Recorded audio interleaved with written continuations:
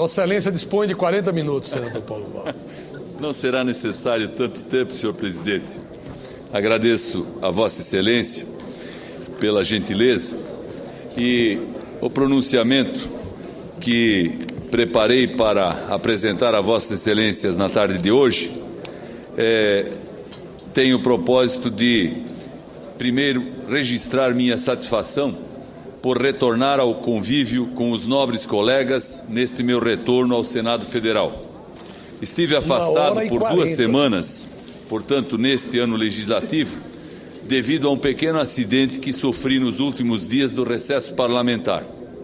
Houve necessidade de cirurgia e somente hoje tive a liberação médica para reiniciar minha atividade parlamentar, para a qual retorno com energia redobrada. A propósito, gostaria de agradecer pelas gentis manifestações de restabelecimento que recebi neste período, tanto de senadores, como de amigos, como de todos os meus conterrâneos catarinenses, de meus familiares. Aproveito esse espaço para agradecer também os numerosos cumprimentos que recebi em virtude de minha boa classificação na pesquisa realizada pela revista Veja no fim do ano passado. Alcancei, como sabe Vossa Excelência, senhor presidente, como sabem os demais senadores, o 4º lugar no ranking do progresso, pela qual a Veja identifica os senadores que mais contribuem para a construção de um país mais moderno e competitivo. Aquela revista classificou o senador Armando Monteiro, o senador Cacildo Maldaner, o senador Eunício Oliveira, também como senadores que se destacam pelos critérios que a revista estabeleceu. No 3º ano do meu primeiro mandato, figuro pela 2ª vez consecutiva entre os 10 melhores senadores no ranking daquela prestigiosa publicação, o que muito me honra e aumenta a minha responsabilidade. Estou certo que obtive tal resultado, em muito, graças à minha postura firme e atenta como parlamentar de oposição, não me furtando em apontar os erros, as omissões, a ineficiência do governo federal, seja em temas de interesse nacional, seja em assuntos relativos especificamente ao meu estado, Santa Catarina.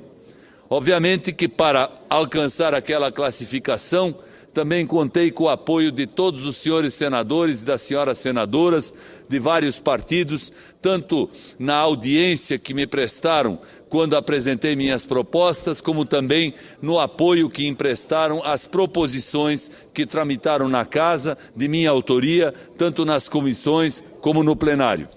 Assim, não posso deixar de, mais uma vez, apontar a incompetência e o descaso do governo federal em relação a Santa Catarina.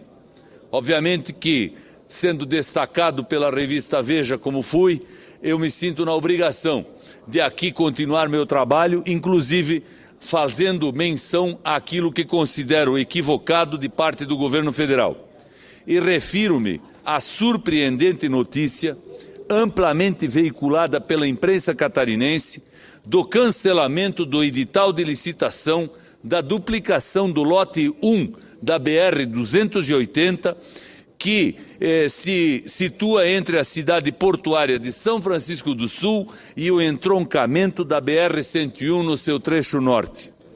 Trata-se, senhores senadores, senhoras senadoras, de trecho fundamental para o transporte de carga e de pessoas.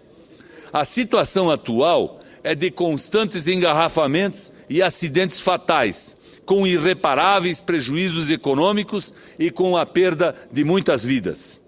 A licitação do projeto de duplicação da BR-280 foi realizada em 2002, no último ano do governo do presidente Fernando Henrique Cardoso. No entanto, com o início do governo Lula, a execução da obra foi sendo adiada por muitos anos, por anos a fio. Em 2007, por pressão da sociedade catarinense, a obra foi incluída no Plano de Aceleração do Crescimento, o PAC. Mas, como tudo do PAC em Santa Catarina, a duplicação da BR-282 empacou. Empacou. Essa é a verdade. Em 2008, Ainda como ministra-chefe da Casa Civil, a presidente Dilma esteve em Santa Catarina, garantindo que a licitação seria lançada até outubro daquele ano. Não foi. Em 2010, já em campanha para a presidência, esteve novamente em Santa Catarina e, na companhia dos candidatos do PT ao governo e ao Senado, prometeu mais uma vez retomar o projeto da duplicação. O DENIT, Departamento Nacional de Infraestrutura de Transportes, lançou o edital de licitação às vésperas do segundo turno da eleição, certamente para conquistar mais alguns votos em favor da candidata do PT à presidência. E sobre isso eu já falei diversas vezes aqui na tribuna. Tanto é verdade essa intenção política que, logo após a eleição, a concorrência foi cancelada pelo próprio DENIT, alegando erro no orçamento e nos valores anotados no edital. Um novo edital de licitação seria lançado em 2011, mas denúncias de corrupção no Ministério dos Transportes fizeram o DENIT recuar. Uma investigação do TCU apontou que o edital estaria superfaturado em 47 milhões de reais. Finalmente, em 2012, foi lançado um novo edital de licitação para a duplicação da BR-280, dividido em 3 lotes. Segundo o DENIT, todos os problemas estariam sanados, senhor presidente e companheiro, senador Ciro Miranda. No entanto, o edital continuava mal elaborado, motivando as empresas concorrentes a ingressarem na justiça com ações judiciais para terem seus direitos preservados e as condições de competição asseguradas. Em novembro do ano passado, a presidente Dilma esteve em Santa Catarina. Na ânsia de valorizar a agenda presidencial no Estado, criou-se um evento em São Francisco do Sul, a mais antiga e histórica cidade de Santa Catarina, onde se encontra um grande porto que contribui com o desenvolvimento de Santa Catarina e do Brasil. Lá seriam assinadas as ordens de serviço dos 3 trechos da duplicação da BR-280.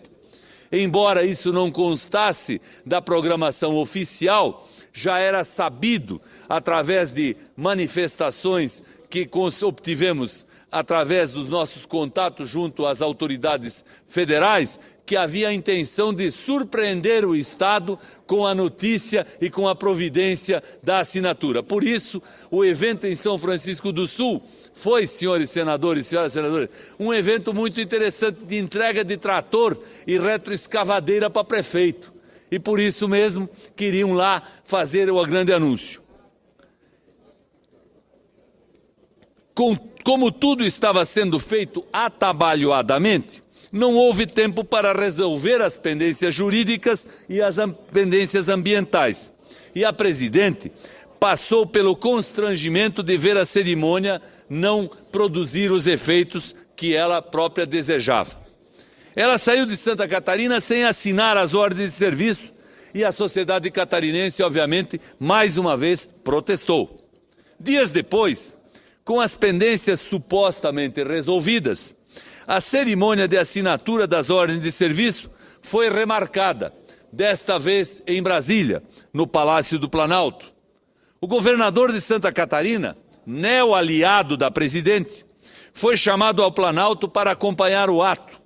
E muitas autoridades, de todos os segmentos, de todos os partidos, de várias entidades de classe, estiveram presentes. Santa Catarina veio por inteiro para o Palácio do Planalto na ocasião.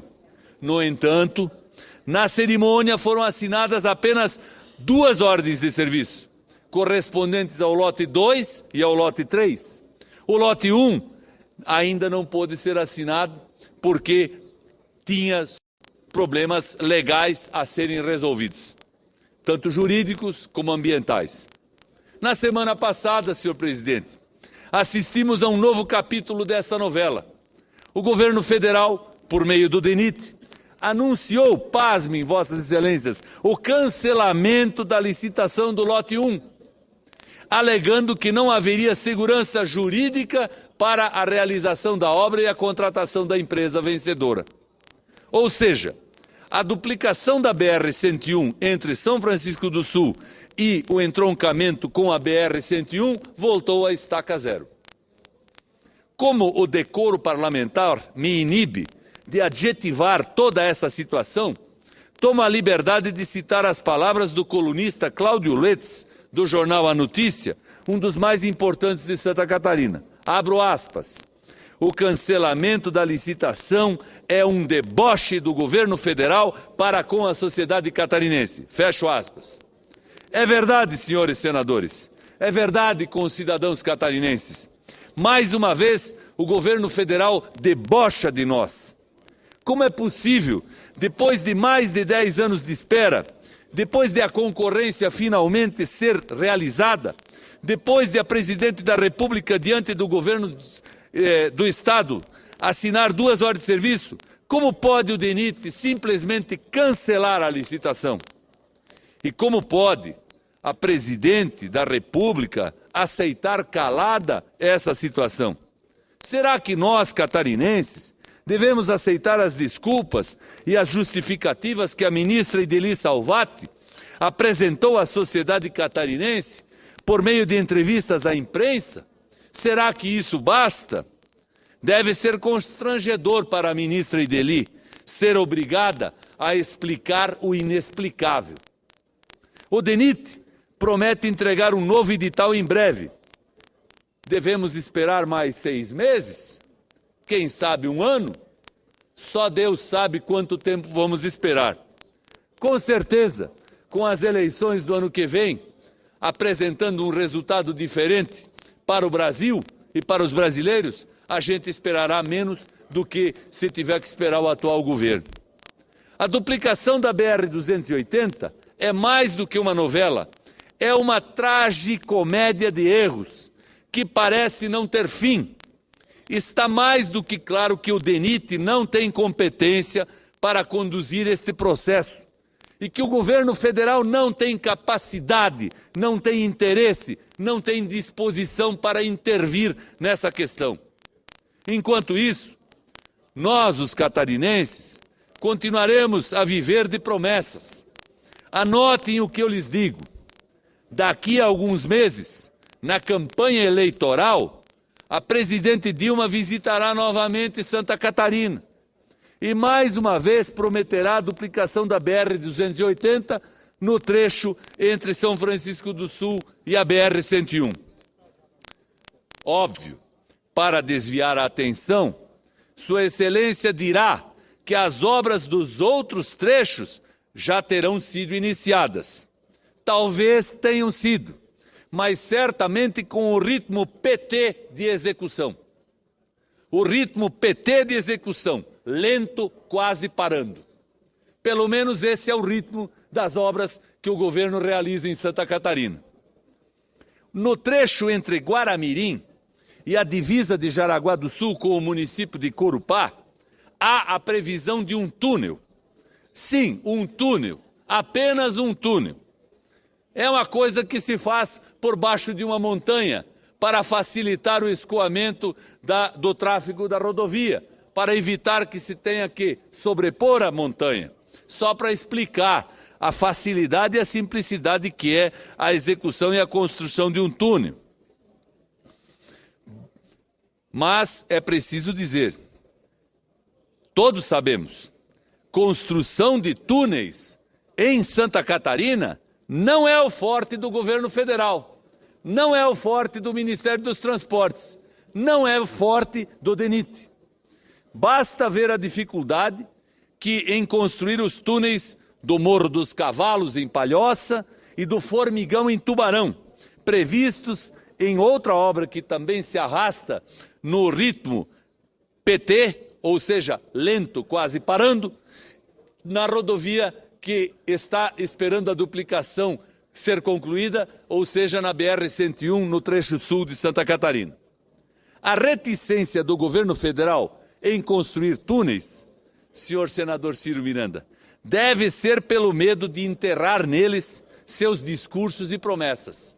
Com certeza é.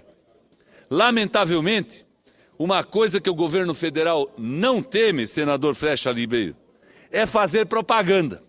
Nisso, ele está demonstrando competência. O PAC, em Santa Catarina, só existe nos comerciais, que inundam todos os canais de televisão, mostrando apenas promessas e obras que andam lentamente, em um enorme desperdício de dinheiro público, certamente com fins eleitorais.